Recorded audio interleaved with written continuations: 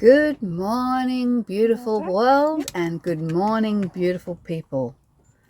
I haven't made a little video for a while because really I didn't feel like I had very much to say. I've just been pottering about, doing like peaceful, relaxing, chilling on the farm kind of stuff.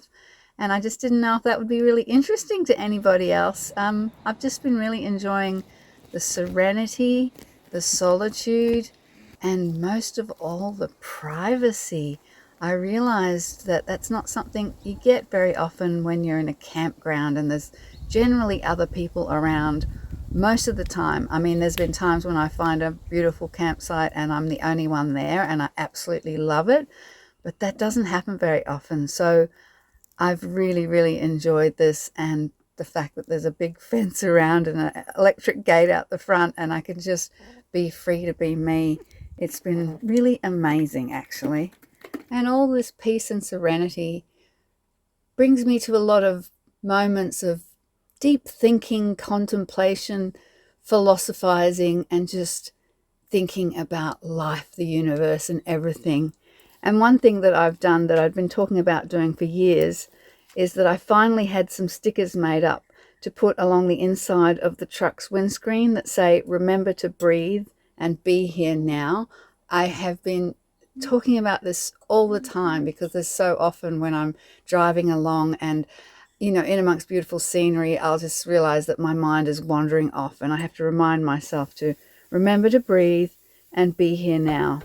I created this little mantra for myself many years ago when I had that realization that my mind had an annoying tendency to wander off into pointless ruminations about my past, regrets, regretting choices I made that in hindsight would have served me much better if they'd been made in a different way.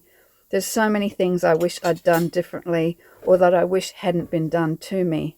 How different my life could have been. And then the torturous battles that get fought in my head over the constant barrage of choices I've had to make since, and will continue to have to make on a daily basis, given the circumstances I find myself in now, mostly due to the poor choices I made back then. Looking back sometimes makes me feel depressed, and looking too far forward makes me feel anxious. Spending many days out there on the open road with vast stretches of land around me in all directions, I needed something to remind me to rein in the galloping wild horses that were those thoughts in my mind. Remember to breathe. Be here now. I inhale deeply. I draw in the air that is completely unique to this place I am in now, this particular moment in time. Be here now. No past, no future, no wasted dreams of what could have been, just now. How beautiful is the ever-changing view outside my window. How delicious is the warmth of that sunshine on my skin. I say a prayer of thanks, and I express my gratitude for the abundance of my blessings, for my sweet little rolling abode, for my mostly reliable and steadfastly workhorse, my old truck, for getting me safely from A to B. I give thanks for the access to healthy food and water, for the clean air I breathe, for the companionship of my sweet little dog, my pixie angel. I have so much to be thankful for. Remember to breathe. Be here now. I've thought about telling you my backstory to explain how it was that I ended up as a wandering gypsy with no place to call home in my 50s, but that wouldn't serve me and it wouldn't serve you, and that is not really required in this part of my healing journey. I've been incredibly fortunate to have had the chance to cross paths and indulge in deep discussions with several of the biggest influences in my life, and none of those more meaningful to me than my conversations with Michael Leunig, the legendary cartoonist, poet, and deep thinker who was once named Australia's living treasure. Leunig's words first came into my life when I was already a deep-thinking, solitude-seeking nature lover at 7 years of age, when I was given a book of poems, Australian poems for children, called Stuff and Nonsense, and one of the poems in it was Michael Leunig's poem, Sitting on a Fence. I read it and memorized it, and I've been reciting it ever since. Come sit down beside me, I said to myself, and although it doesn't make sense, I held my own hand as a small sign of trust, and together I sat on the fence. Nothing I had ever read before or have ever read since spoke to my soul so deeply. That poem shaped my whole life's path, like it had been written just for me. When I met Michael Leunig, I was in my early 30s, going through a nasty divorce and had lost everything. My home, my husband, my beloved Arabian horse, and the biggest blow of all, my children, and consequently, my mind. Over a glass or two of wine in the kitchen of my mother's house, I asked Michael about the poem where he'd promised to write at the end of another of his beautiful poems called How to Hold On to It. Hold on to it like you hold a day-old chicken. Hold on to it like you hold a live fish. Hold on to it like you hold a horse. Hold on to it like you hold a bowl of soup. Hold on to it like you hold the door open for the Queen Mother. Letting go of it is just as difficult and shall be dealt with at some later stage. I wanted to know how to deal with it. I was having trouble letting go. I was really struggling to know how to survive without the things I had loved the most in the world. I was feeling very, very lost. I needed to know, how can I possibly let it all go? There I was, with the greatest philosopher I had ever known beside me to guide me, and the synchronicity of that moment was not lost on me. He taught me well. Let it go, let it out, let it all unravel, let it free, and it can be a path on which to travel. Fast forward 20 years and more losses, and I had only just received a signed copy of his latest book of poems in the mail and escaped to a totally off-grid campsite with no phone service or Wi-Fi. My caravan was parked next to a creek in a valley that was surrounded by massive granite peaks of the Great Dividing Range. I lay in the sun, the cool breeze coming through my sheer curtains, rainbows dancing around my caravan as the sunlight hit the quartz crystals strategically hung in my windows, and I reread all of my favourite Leunig poems over and over again. Aww. That is so good. This one's called The Cost. The cost of living's very high. The modern world will make you pay. Bits of you might have to die. They'll make you give your soul away. Feelings must be put on hold. Your spirit blocked, your peace is lost. The heart becomes afraid and cold. War is added to the cost. This is what you pay for living. Truth is mangled, beauty trashed. The speed of life is unforgiving. Loving minds are mocked and bashed. But there's an angel, she will love you. She is called Sweet Sanity. She is priceless, there above you. She is there to make you free. Oh, I don't know how somebody can make me laugh and cry with one poem every time. So beautiful. Some made me laugh, some made me cry, but they all made me feel very thankful to be alive. I had heeded his wise advice. I'd let all of these losses, these failures, these bad choices and unhealthy decisions go. I let them all unravel, and had indeed created from the havoc of my past a new path on which to travel, and that made me smile. I was finally at a place of acceptance of my circumstances. I was at peace. I decided to let go of not just my past, but also of the constant striving I had subjected myself to have more, be more, try harder, work harder, achieve more. I still have to remind myself of that on a regular basis. Remember to breathe. Be here now. 2 weeks after that magical off-grid getaway of self-discovery, I heard the sad news that Michael Leunig had passed away. I cried all day on that day, but my heart will be forever filled with the wisdom he imparted to me and so many others, and that my messy, unraveled path crossed paths with his. and for the so many more wonderful humans who have also helped, guided, encouraged, and consoled me throughout my life and have inspired me to be a better human. I am so grateful for all of you.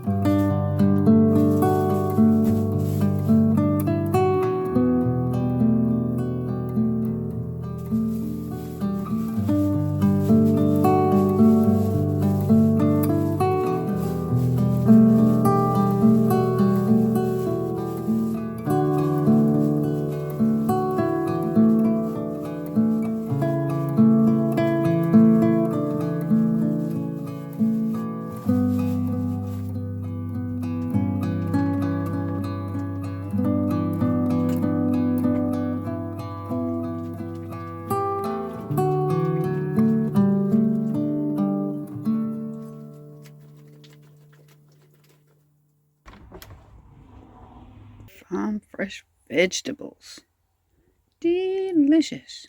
Mix some in with the beautiful mince and liver mix that the butcher made me, and I've got some for tomorrow as well. Yum, yum. I don't usually eat vegetables, but when they're fresh off the farm like this, why wouldn't you?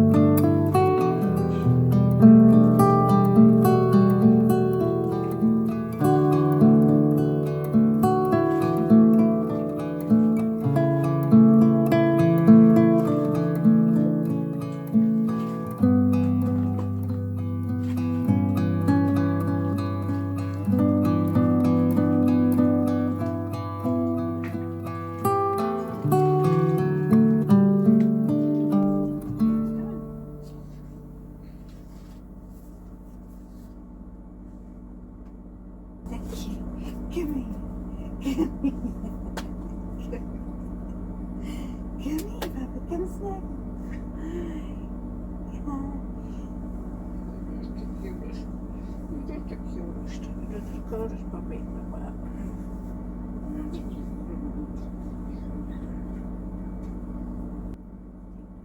I'm going to finish this off with a poem I wrote when I was only 18 years old. Sit around and let's sing. Comfort is so alluring. Let them hope and let them pray. Maybe a nice little family one day. But test me, stretch me, challenge my mind. Not even I know what you'll find. Deep within the soul of me is a place I long to be. Throughout the anger, fear and pain, a pattern repeats itself again. An ever-growing sense of thirst for the best beyond the worst. Searching my heart for a better look at the knowledge not written in any book. With the restrictions of fear now left behind, I'm slowly discovering a new kind of me. Thanks for watching, guys, and thanks for being part of my story. I really appreciate you all so much.